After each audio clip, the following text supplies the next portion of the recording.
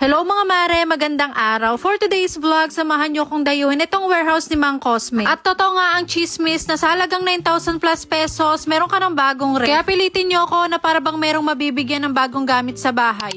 Wala nga muna tayong pabahay serye, linis serye at luto serye dahil ngayong araw aalis kami at mamimili nga kami ng mga gamit para sa bahay. Siguro naman sa 2 taong pag-vlog ko, deserve ko rin ng bagong gamit na siyang tunay na nagpapakilig sa akin. Time check nga, 1 PM kaming umalis sa bahay at nakarating din kami ng mga bandang 2 PM dito sa Mang Cosme. At alam niyo na ba ang mga chismis dito na ang mga home appliances daw ay sobrang mura Kaya ang nanay na yan na laging nasa bahay lang talagang napadayo pa dito. At located nga lang sila sa Metro Manila Concepcion Street, East Service Road, Buli, Muntinlupa. Along the highway lang naman sila kaya makikita nyo agad itong napakalaking warehouse nila. Dito pa nga lang mga mare, marami ng mga aircon na kapag nag-purchase kayo, meron kayong makukuhang free item. O tara, hindi nyo kinaya dahil isa na ako sa mga nanay na nakarampa dito sa TV screen nila. Grabe mga mare, kasi first time ko lang talaga makapunta ng warehouse at tignan nyo naman kung gaano karami yung ref nila dito. Kaya ang nanay na yan may pa-turn around talaga. At totoo nga talaga ang mga chismis dito mga mare, kasi tignan nyo naman itong Kondura inverter nila, 9,000 plus pesos lang. Sko mga mare, yung mga gantong ref, mabibili mo pa yan ng mga 27K pero dito sobrang mura lang talaga. Kaya naman pala dinarayo tong warehouse ni Mang Cosme kahit malayong lugar pa. Itong mga pila-pila nga nilang ref dito, ito yung tinatawag nila na klase na merong dents pero kayang-kaya naman takpan ng magnet. Labas lang talaga yung may dents mga mare pero tignan nyo naman tong loob, napakaganda pa at bagong-bago pa. Itong freezer nga mga mare na dream talaga ng asawa kong mabili, 9,317 pesos. Marami pa nga sila dito mga home appliances na binibenta tapos mura lang din at iba't ibang mga brand pa. Tulad na nga lang ng Kondura, Carrier, Kelvinator, Midea at Toshiba. Meron nga din sila dito mga Class B na window type aircon na sa halagang 8,295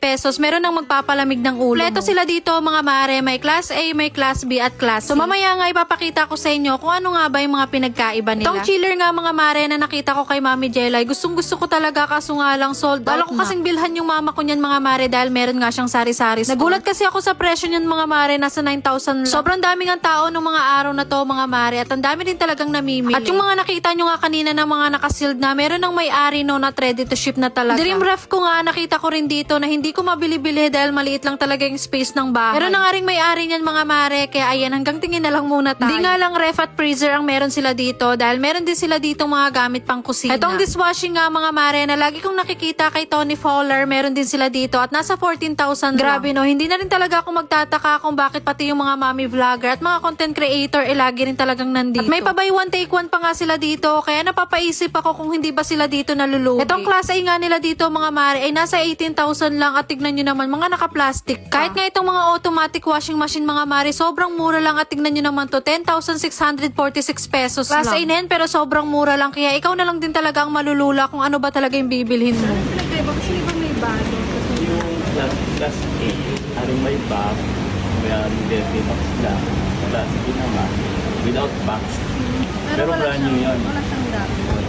So class C, no box, may dent, scratches, discoloration, Pero goods naman. good as new naman.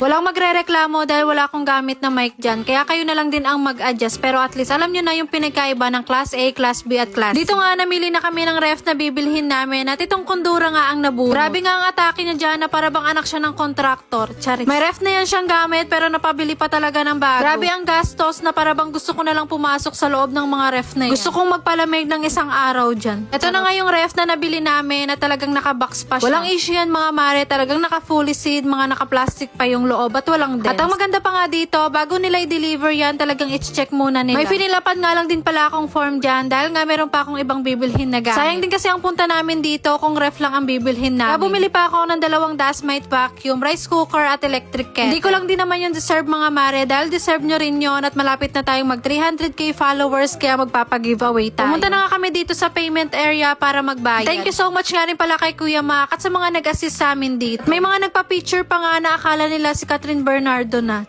O siya, tayo lang muna for today. See you on my next vlog. Bye!